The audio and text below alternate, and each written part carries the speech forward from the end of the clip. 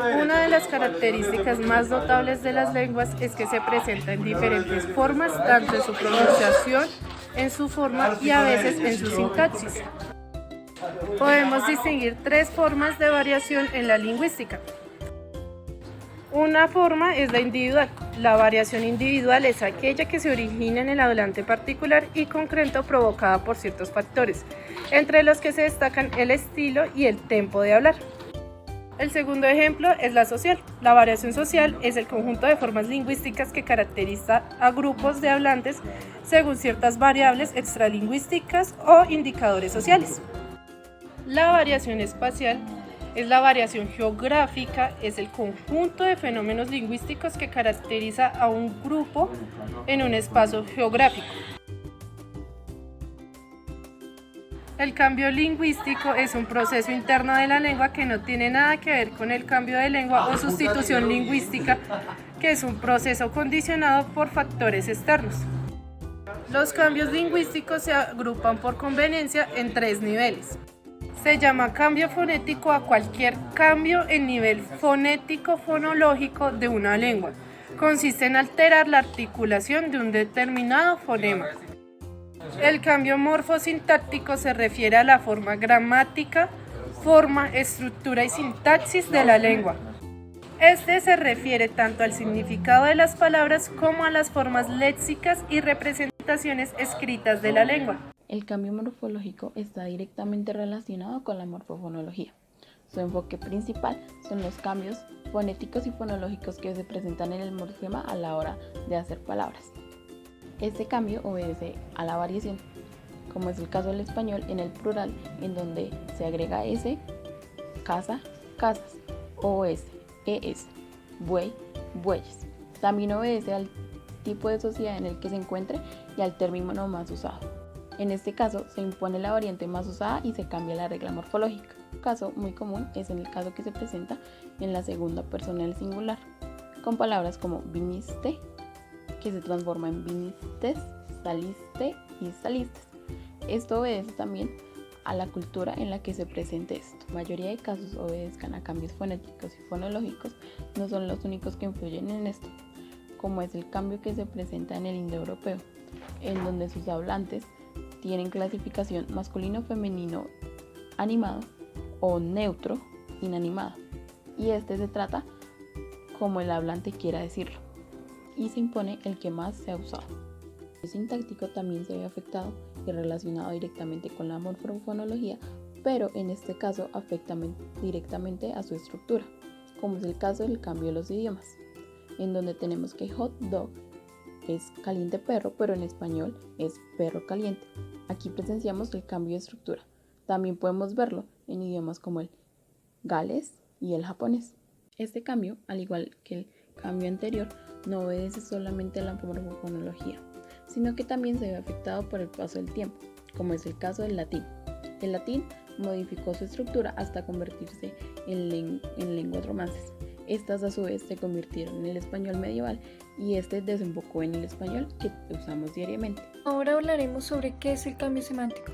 El cambio semántico ocurre cuando una palabra modifica su significado original o adquiere otro significado.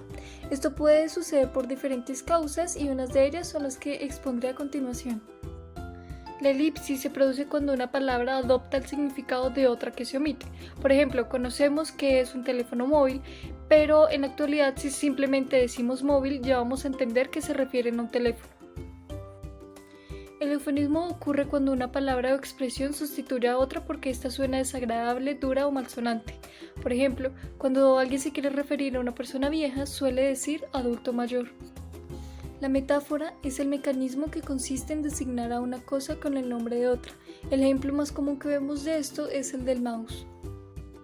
La metonimia consiste en designar a una cosa con el nombre de otra por su relación de proximidad. Por ejemplo, el cuello. ¿Qué es la diversidad lingüística? La diversidad lingüística es la coexistencia de una multiplicidad de lenguas que se dan dentro de un mismo espacio geográfico. Una lengua criolla es una lengua que nace habitualmente en una comunidad compuesta de personas de orígenes diversos que no compartan previamente una lengua. que tienen necesidades de comunicarse y por ello se ven forzados a crear una nueva lengua con elementos de las suyas propias para poderse comunicar. Bueno, buenas compañeros del Sabio, un gusto, mi nombre es Henry. El día de hoy vamos a hablar de diversidad lingüística. Yo creo que ustedes se preguntarán, ¿de dónde salió ese término? ¿Qué significa? Muy bien, les explico. Nos referimos a diversidad lingüística por la cantidad de idiomas que existen y sus propiedades. Una de las razones por las cuales hablamos de diversidad lingüística es por la capacidad creativa que tiene el ser humano y asimismo por el contacto entre las lenguas a través de la historia hace que éstas vayan evolucionando. Vamos a hablar de la tipología sintáctica. Con esta nos referimos al campo de la lingüística que estudia y clasifica las propiedades estructurales o la organización del lenguaje. Una de estas propiedades se refiere al orden de las palabras. Esta clasifica las lenguas de acuerdo a la ubicación del verbo en la oración, si éste se encuentra al principio o al final de esta. Otra de las propiedades es la presencia o ausencia del sujeto en la oración y su posición en la oración.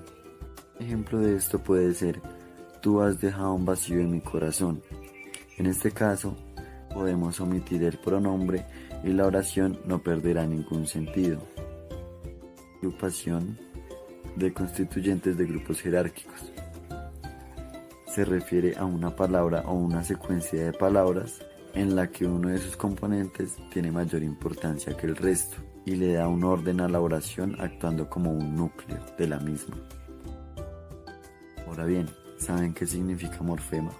Es la parte más pequeña de la palabra que hace posible darle un significado a la misma.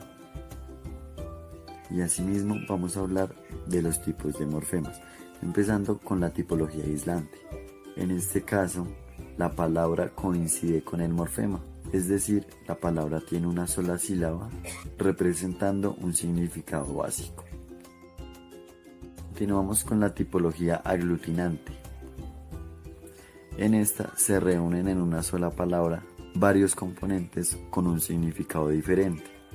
En el morfema flexivo se relacionan los afijos, que presentan variaciones de género, número, tiempo, conjugación que presenta una variación en la palabra. Este se puede presentar al principio, en el medio y al final de la palabra. Finalmente, tenemos a la tipología polisintética. En este caso, las palabras están compuestas por varios morfemas en los que se integran la unión de los verbos y los nombres en una sola palabra.